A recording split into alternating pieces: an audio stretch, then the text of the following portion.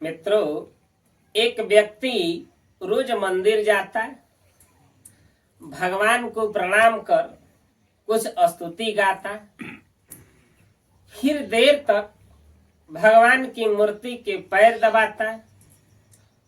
तो उसकी श्रद्धा देख मुझे अच्छा लगता है और मैं सोचता, जो पत्थर की मूर्ति के प्रति इतनी सेवा भाव रखता है तो वह जीवितों के प्रति कितना दयालु होगा।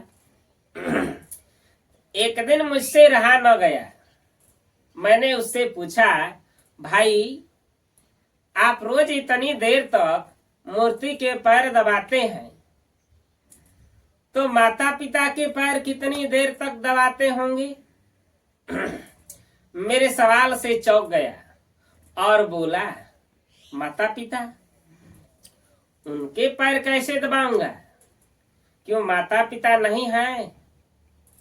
माफ करना, मुझसे भूल हो गई। दरअसल दोनों तो वृद्धाश्रम में रहते हैं।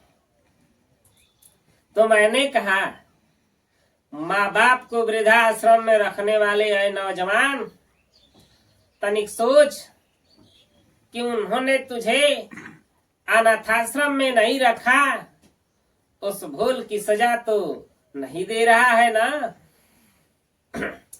अरे माँ बाप तो वो हैं जो पेट भरे होने के बाद भी पूछते हैं कि बेटा भूख लगी है। इसलिए माँ बाप सबकी जगह ले सकते हैं, पर माँ बाप की कोई जगह नहीं ले सकता। सेवा का अर्थ ये नहीं कि माँ बाप के साथ रहकर ही प्रत्येक क्षण सेवा में लगे रहना जरूरी है,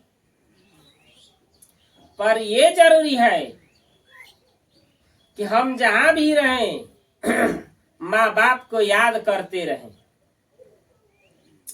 उनकी जरूरतों की पूर्ति करते रहें। यदि माँ बाप नहीं है तो उनकी तस्वीरों की पूजा करें। यदि तस्वीरें भी नहीं हैं तो अपने माँ बाप के नाम का एक काल्पनिक चित्र बनाकर भी उस चित्र में माँ बाप के दर्शन पूजन करने से सारे तीर्थधाम के फल प्राप्त हो जाते हैं। मित्रों, इस पूरी दुनिया में सब कुछ मिल सकता है। इस संसार में अनेक देवी देवता और ज्ञान के प्रणेता हैं। पांचों तत्वों से बने संपूर्ण ब्रह्मांड में जो आप चाहे वह सब कुछ मिल सकता है, परंतु पूरे ब्रह्मांड में सिर्फ एक ही ऐसा रिश्ता है जो इस दुनिया से चला गया एक बार दर्शन के लिए आंखें तरस जाएगी। वह पवित्र रिश्ता और अटूट बंधन संतान से माता पिता का ही होता है। अगर इस दुनिया से माता पिता चले गए तो लाख प्रयत्न करोगे मगर वो नहीं मिल पाएंगे। इसलिए माता पिता जब तक जीवित हैं हम उनकी यथोचित सेवा करें, ताकि अफसोस न रह जाए कि हमने माता पिता की सेवा नहीं की है। माता पिता के चरणों में सारे तीर्थ धाम है।